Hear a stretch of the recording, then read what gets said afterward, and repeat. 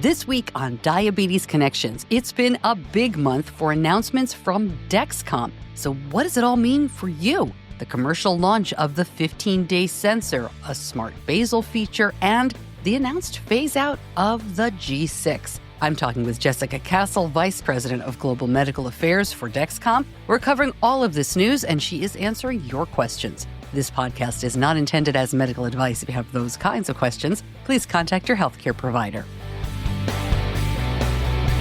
Welcome to another week of Diabetes Connections. I'm your host, Stacey Sims. You know we aim to educate and inspire about diabetes with a focus on people who use insulin. If you're new around here, my son was diagnosed right before he turned 2 back in 2006. He's now about 21. I have a background in broadcasting. I spent my career in local television and radio news, and that's how you get the podcast. Quick programming note. As we're barreling into 2026 here, we are making some changes to how the podcast and when the podcast is released next year. After 10 and a half years of doing this show weekly and then adding an In the News episode additionally twice a month, I'm going to be changing that to an every other week schedule. In other words, the first week of January, you'll get an interview episode, and then the second week in the news, the following week back to the interview, the next week in the news, and so on, rotating every other week with the formats. Of course, we'll probably wind up throwing some bonus episodes in there if something, timely happens that I don't want to wait on. But as many of you know, we've added a lot of events, and I'm speaking more and I'm writing more, and I want to make sure the quality of this show does not change. I'm really excited to see what you think of it and how this goes. Just as an example of travel, in January, I'm going to be at the Breakthrough T1D Bethesda Summit. That is January 24th. It is in Rockville, Maryland. I'm doing what Breakthrough calls the Author Corner. So I'll be there with my books, The World's Worst Diabetes Mom book series. And then I'll be back in that area. We'll be in Silver Spring, Maryland in February for Mom's Night Out. A lot more stuff going on for 2026, but we'll get to that. I know you're here to talk about Dexcom, so let's get to it. Dexcom seems to like to throw us a curveball at the end of the year. I can't tell you how many times we get to December and there's Dexcom news. Usually it's an FDA approval, like we got with the 15-day. Sometimes it's a big announcement, like we saw with the G6 being discontinued. Either way, it's always of high interest. And so I'm very excited to be talking to them about this and giving them your questions. Most of these questions come directly from the Facebook group, Diabetes Connections, the group. And my guest is Jessica Castle. She is the Vice President of Global Medical Affairs at Dexcom. She is also an adult endocrinologist with a vast experience in clinical trials. She has worked extensively in trials with automated insulin delivery systems. Finally, one quick disclosure. Dexcom is a sponsor of this podcast and is also a sponsor of our Mom's Night Out events. They do not tell me what to say or what to ask. All right, my conversation with Jessica Castle right after this. Hey, everybody. I know this is a busy time of year, but a quick reminder that registration is already open for 3 of our 4 2026 Mom's Night Out events. This is a unique event for moms of children with diabetes and women with type 1. Join us in the Washington, D.C. suburbs, Nashville, Detroit, and Seattle for education, technology, community, and cocktails. Use the promo code PODCAST to save 15% off, and that promo code is on top of our early bird specials, so do not miss out. All of the Mom's Night Out information is over at diabetes-connections.com. Dr. Jessica Castle, welcome to Diabetes Connections. It's great to talk to you. How are you doing today? I am doing great. Good morning. Thanks so much for having me on your podcast. It's great to chat with you today. Well, I'm glad to have you here. And it's always a busy time of year. It seems Dexcom likes these end of the year announcements. I was looking back in my notes and I feel like I do a December Dexcom episode almost every year. We've got a lot to talk about. But before we jump in, this is our first time talking for the podcast. Would you mind telling me a little bit about what you do at Dexcom? You're an endocrinologist. Tell me a little bit about yourself. Yes, happy to. So I'm the Vice President of Medical Affairs at Dexcom. I joined Dexcom about 2 years ago, and prior to that, I was at Oregon Health and Science University in Portland, Oregon, so an academic medical center where I went to medical school and stayed on and did my training in endocrinology, and then stayed at the Harold Center Diabetes Health Center and was eventually the associate director at the Diabetes Center and had the great opportunity to be a healthcare provider for many patients living with type 1 or type 2 diabetes I did a lot of work in clinical trials, including with Dexcom, and worked in journal publications, including Diabetes Care. I have so many questions, Jessica. Let's start with what I think is most on people's minds because it is the most recent, and that is the news that the G6 will be phased out. Can you give me the particulars of that? Let's start with just the nuts and bolts, dates, times, all that kind of stuff. For sure. So G6 is being phased out globally. In the US, we can guarantee supply up until July 1st. And after that time, we won't guarantee the supply. We know that G6 is near and dear to many people's hearts. And so we want to make sure people have time to switch over to G7 or G7 15-day, which I think we'll talk more about later in the podcast. And it's important for us as a company to continue to innovate, right? That's how we best serve our customers. Obsoleting G6 gives us an opportunity to focus on our next stage of innovation. It's funny, my son started on the Dexcom G4 Pediatric Platinum, which was one of the early editions, obviously, of Dexcom. And it was pediatric only in that when you had the receiver, you had another page to scroll through. I don't think there was much of a difference. But we've been through a lot of different iterations. The G6 has been around for 8 years. Am I right in that? That's right. Yes. Many, many years of great use for so many patients. I'm excited for people to have the opportunity to transition to G7 or G7 15-day, but understand that it will be a period of time of transition for people. Yeah. And this may be an obvious question, but just to make sure to mention it, G6 is compatible with a lot of pumps. Is G7 compatible with all of the pumps that G6 is currently working with? There's not going to be an issue, in other words, with that kind of transition. Yes, that is correct. I think there may be some confusion because, and again, we'll talk about the G7 15-day, because that is not, as you and I are talking, that's not compatible with all of the pumps that partner with the G7 plane. That's right. Although maybe I could start with just saying a few words about G7 15-day. Sure. Because that might be new for people, and then I can talk a little bit about the pumps. But it is our latest and greatest product, so it's something we just recently launched. It's for adults living with diabetes, and it lasts up to 15 and a half days, whereas our original G7 lasts for up to 10 and a half days. And as you mentioned, it will be integrated with multiple AID systems or automated insulin delivery systems. So that includes Beta Bionics, iLet, Bionic Pancreas, as well as the Omnipod 5. And we're working very closely with Tandem, so we will be excited to announce later next year around our integration with Tandem. Okay, so how does it work? We are a family that uses G7 and have not looked yet that deeply, frankly, into the 15-day. Will Benny need a new prescription? Can I get it at the pharmacy? Take me through the process here. Because it is a new device, it does require a new prescription. So you need to go to your healthcare provider to get a prescription for G7 15-day. It is currently available through DME suppliers and will be available very soon next year in pharmacies. When we're talking about this here, we're saying Dexcom G7, Dexcom G7 15-day. How long is this G7 original recipe really going to stick around for? And are you going to wind up calling them different things? So great question. I would say, we have no plans at this moment in time to phase out the original G7 or the G7 10-day. And it will continue to be called G7. And then our newest product will be called G7 15-day. I'm sorry. This is a long-running, I've done this podcast for more than 10 years, and my long-running comment is always like, can we give these things names instead of numbers? But I know that that's how it works, and I know eventually we'll go to G8. I can't imagine that it'll be called something different. But staying on the 15-day sensor for just a minute, are there differences in the 15-day sensor other than the longer wear? Are there other improvements? Yes. So we recently got FDA clearance for Smart Basal. So that will be a feature soon to be launched on G7 15-day. And Smart Basal is an algorithm that helps adjust basal insulin for people with type 2 diabetes. So it is initiated by a healthcare provider, and that healthcare provider puts in some settings, like, for example, maximum insulin dose. And then Smart Basal uses the CGM data to minimize lows and highs and gives the patient a new recommendation every day on how much long-acting or basal insulin to take. I love this feature, and I know that this is a primarily type 1 diabetes podcast, but as you listen, please understand there's a lot of people more and more all the time with type 2 who use insulin who are listening to this show. So I promise we're going to get back to the other issues you have in just a moment. We have a ton of listener questions. But staying on smart basal, I think this is fantastic. Tell me a little bit more about how people with type 2 might use this, because basal dosing it's tough to get it right.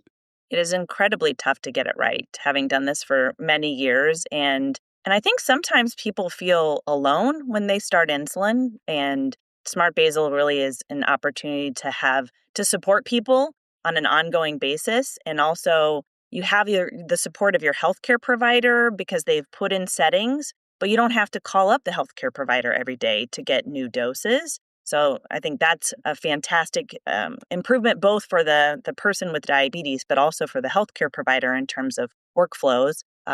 Smart basal is both for people that are starting on insulin, which is fantastic, and that even from the time that you start insulin, you can get that level of support. So every day having a recommendation on how much insulin to take can really ease the burden on the person with diabetes, because they don't feel like they're having to guess at how much insulin to take. I know as a healthcare provider, I've given people sheets of paper where they were asked to, average their morning glucose values for the last 3 days and then use a scale to figure out how much insulin to take. And that can be really complicated. And especially when you're talking about something that has a risk of causing low blood sugars. And so it's been a great tool for people with type 2 diabetes starting insulin, and then also can be used to optimize. So if someone's already on insulin, but say they're having problems with low blood sugars, or they're having problems with high blood sugars, or both, then the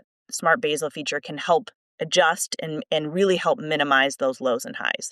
Back to my question about other improvements, one of the biggest questions I got to ask you was about connectivity. I know you know this.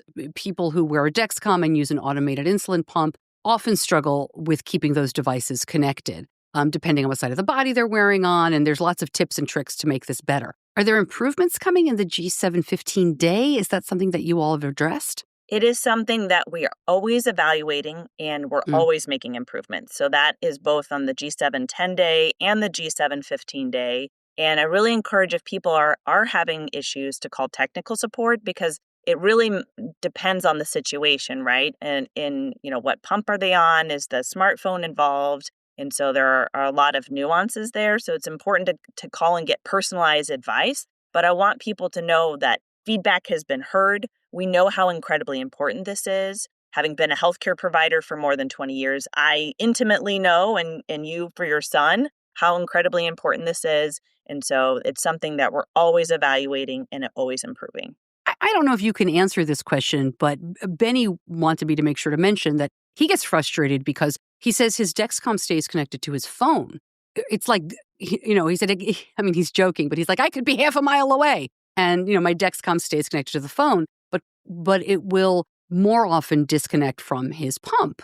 And he was wondering, is this perhaps a pump issue to talk to the pump manufacturers about? I said I would ask you. It doesn't sound like you're passing the buck, but I am curious because it does stay pretty well connected to the phone. Yeah, and I think also a great question. I think what I will say is that it is very much a collaboration and partnership with our pump partners, right? And so we have to do work on our side, pump partners do work on their side, and we work together to make the connectivity better. And it's something, again, we're always evaluating. We know it's incredibly important. We've made improvements, and we continue to assess and make additional improvements.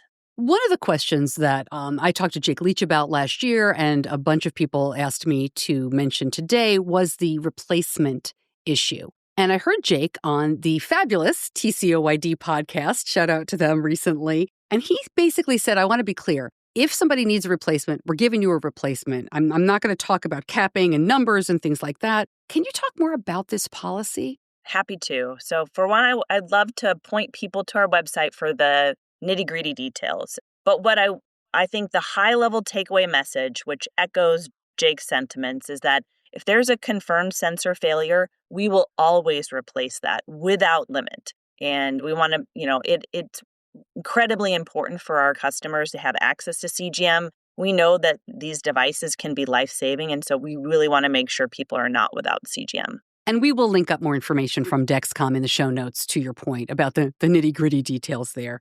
I do want to ask as well about ketone monitoring, because there were a bunch of announcements this year, about another company, about Abbott doing this. And I know that Dexcom has the capability and has talked about measuring what I learned are called analytes, ketones and alcohol and other things. Where are we in the process for that from Dexcom? It is something definitely that we're evaluating and working on.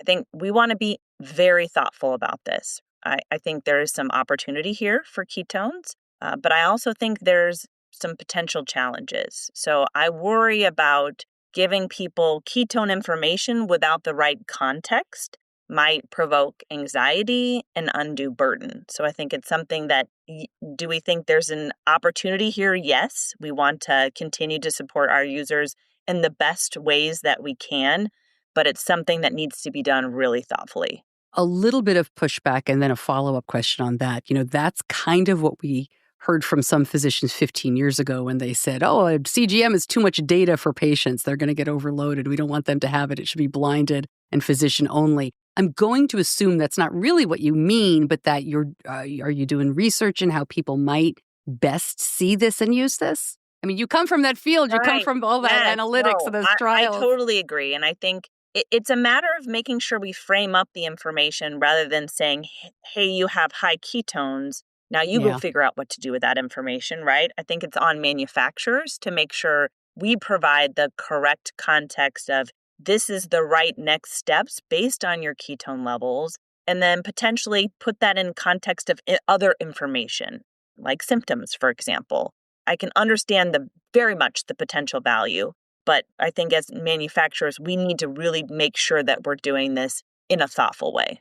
Yeah. And I can tell you just from our experience, I vividly remember Benny in diapers, squeezing cotton balls that we had stuck in the diapers to check for ketones. And my husband and I then saying, what are we supposed to do if he has them? Like, what is this? We had no idea what we were doing. And we didn't, thankfully we were able to call our endocrinologist and get good guidance. But we realized at that time, we had no idea why we were checking. So I appreciate your answer. One thing I did forget to ask, and I wanted to make sure to get in about the Dexcom 15-day. Can you talk about pediatrics at all? A bunch of parents were asking me to see, when is this going to be available for kids? Because it's not on launch. So the current G7 15-day is for adults only, so 18 and older.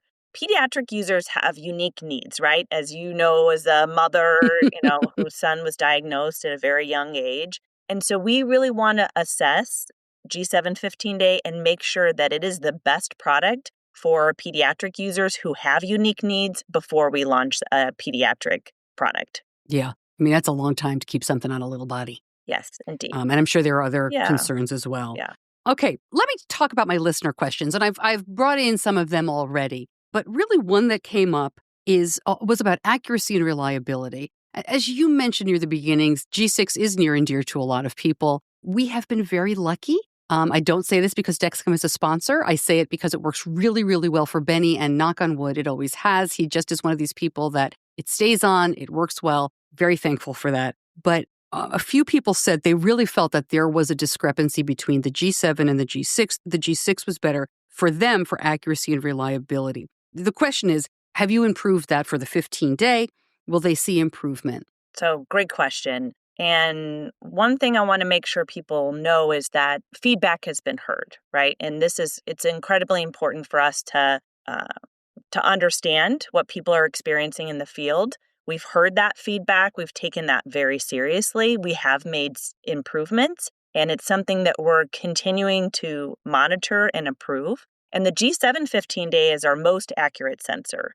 And so I'm excited to say that the accuracy in G7 15-day is, highly accurate. And also the G7 10-day, we've made improvements there as well. And it's something that we continue monitoring and making improvements. I don't know if you can answer this question or if you want to answer this question, but your answer there kind of makes me say, okay, when I see people saying, well, it's not as accurate as the G6, I always wonder, how do we know, right? How do we know? But it sounds like Dexcom knows. It sounds like there's, making these improvements shows that there were improvements to be made, if that makes sense. So can you talk a little bit? Is the G6 empirically more accurate than the original recipe G7? No, short answer would be no. that G7 is just as accurate as G6. That being said, we have had feedback, as you mentioned, and it's something that we take very seriously. And I would say there's always an opportunity to make improvements, right, across all devices. And it's something that we take very seriously around the quality of our products. And again, having been a healthcare provider for so many years, I know how much people rely on these products, including for automated insulin delivery and to make treatment decisions for injections or other medications or treating lows. And so quality and accuracy is incredibly important. And so I just want to make sure that your listeners know that their feedback has been heard. We've made improvements. I would not say that G7 is not as accurate as G6. And I really encourage people to transition over to G7. If you haven't tried G7 or if you've tried it and you went back to G6, then now is a great opportunity to go to G7. And I anticipate people are going to have a great experience with G7. I really appreciate that answer, and I appreciate you letting me call it original recipe G7. I promise I won't always do that. Are there changes coming to the adhesive? This was another listener question. Do you anticipate people still needing to use the overpatch? Have they changed the adhesive in any way? Yeah, so G7 15 days still has the overpatch. The adhesive is something also that we're always working on. So we launched a new adhesive this year, and I anticipate people have noticed that it might be a little bit stickier, and it's something that we will continue to iterate on. It's always a balance of making sure it's sticky enough so the sensor doesn't come off, but doesn't cause skin irritation. And so we're always finding that right balance and, using new adhesives to be able to provide that longer wear without skin irritation. Another person asked me, is an Android direct-to-watch in the works? Also, will we be able to connect it with our car system like iPhone users? Great question. Something that we're continue to look at. So I don't have any specific dates to give you today, but it's definitely, we understand people are interested in that and something that we're always evaluating. What's it like at Dexcom when you make these major changes and announcements? I mean, it's exciting, but it's also got to be a little stressful with all the questions and comments that you get. I would say it's very exciting because I love the fact that Dexcom's always at the edge of innovation and continuing to drive to provide quality, easy to use, accurate products for our users. And, I essentially grew up with diabetes technology. So in my fellowship, so as a part of my training, CGM first became available, and I was able to see over my career how it evolved from having to do finger sticks to then being able to use it to make treatment decisions and then going on and using it for automated insulin delivery. And Dexcom led that innovation at each of those steps. And so it's incredibly exciting to be able to announce our G7 15-day product. And, I love being able to talk about all the great things Dexcom is doing. So I think it's a great opportunity to come and chat with you today. You're not still in practice as an endocrinologist, are you? I am not. No, I stopped seeing patients about 2 years ago at Oregon Health and Science University, but I keep very close to those colleagues as well as healthcare providers across the globe because it's really important for us to understand people's experience, and we want to make our products easy to use for our users, but also we want to help support our healthcare providers. You were still seeing patients 2 years ago. It really hasn't been that long. I'm curious what you told them about CGM in terms of starting, adults. I was looking at some statistics, and the amount of children with diabetes who are on CGM is absolutely incredible. It's something like 15% 10 years ago and now 85%. And adult adoption is not quite as drastic, but very close behind. What do you tell your patients back then when they were starting CGM? I was excited to share how much value they could get out of the CGM, right? And, I've heard it phrased as making the invisible visible for people, right? And so being able to see how diet impacts their glucose values, right? The timing of insulin impacts those glucose values. It was a great safety net for people to be able to alert them when they were low or when they were high. And I unfortunately had a patient that died from severe hypoglycemia during my practice who didn't have the benefit of CGM. And so just incredibly thankful that people now have that option to avoid having severe lows. Wow. I wanted to ask you, I haven't had a chance to ask Dexcom about this smart food log. Can we talk about that for a minute? You take a picture, you put it in. How does this work? And is it for everybody or is it just on Stelo? Yes, it is for everybody. It is a way to log food by snapping a photo. And then the AI in the background generates the description, and then the user can edit the description. And it works incredibly well. I have used it many a times myself just to test it out. And so then it helps make food logging much easier for people. When I first heard about this, I thought, okay, this is the first step in Dexcom allowing people eventually to just take a picture and get the carb count and it be more accurate in terms of like the depth of the food. Because, if you have a bowl, it could be hard for the photo to be accurate and things like that. Do you foresee this down the line? I mean, gosh, I'm just trying to think like when Benny was 4, hey, mac and cheese, how much is that? Click. I'm at a restaurant. Click. Is that where we're going or hope to go? I think there's huge opportunity here. We know how difficult it is for people to count carbohydrates. And so definitely something that we're evaluating and more to come on that in the future. And then I got to ask you, G6 going away, G7, original recipe, G7 15-day, G8, right? G8 is on, can we talk anything G8? What I can say is that, at Dexcom, we're always looking to innovate. And so what you can expect from future generations is smaller, more accurate, and easier to use. One of the things that does concern me with the 15-day, and I feel a little bit better about what you all have been saying about sensor replacement, is not so much Dexcom, but it is insurance companies. And that is, if they're paying for a certain amount of sensors right now per month, right, I would get 3 G6s or I'd get 3 G7s. Now I'm going to get 2 G7 15-day. And if it falls off, especially with, really active kids who are bonking into things and, Benny was a wrestler. He's been working as an EMT. He's lugging stuff. He's running around. I'd be very concerned that insurers would kind of, leave us holding the short end of the stick here. Is this a thought over at Dexcom? Or do you feel like the replacement policy is going to be enough to reassure people that this will work? I do think the replacement policy will be enough to reassure people and know that anytime we have a sensor failure, we will replace that sensor without limit. Very reassuring and great to hear. So thank you for that. All right. So before I let you go, you've been at Dexcom 2 years. Are you still excited to get there every day? Assuming you go or not, but to get to work every day? Yes. So I work virtually, but I am incredibly excited to get to work every day. I get to do so many different things throughout the day. So anywhere from engaging with world experts on CGM to product development and thinking through the next innovation from Dexcom to working on an article that'll be published in a journal to working on a slide deck that will be presented at a symposium.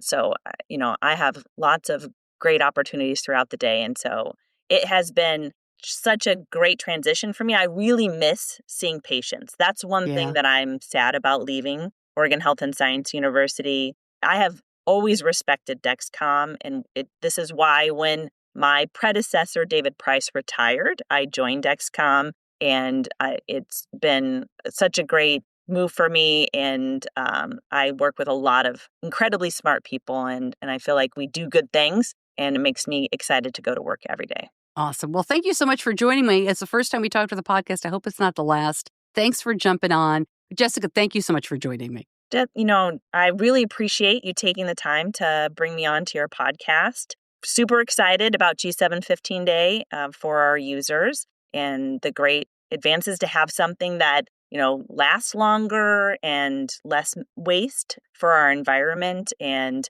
improved accuracy. So lots of great features there and just excited to be able to chat with you about it.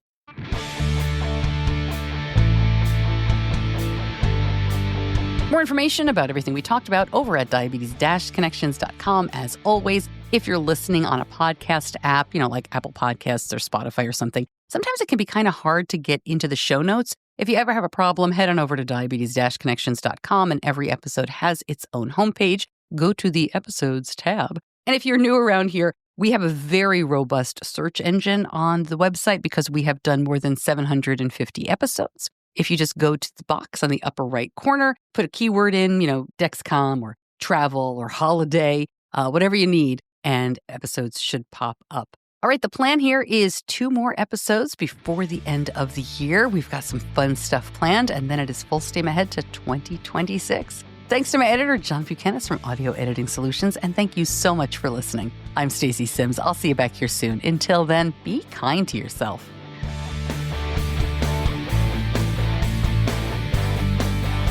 Diabetes Connections is a production of Stacey Sims Media. All rights reserved, all wrongs avenged.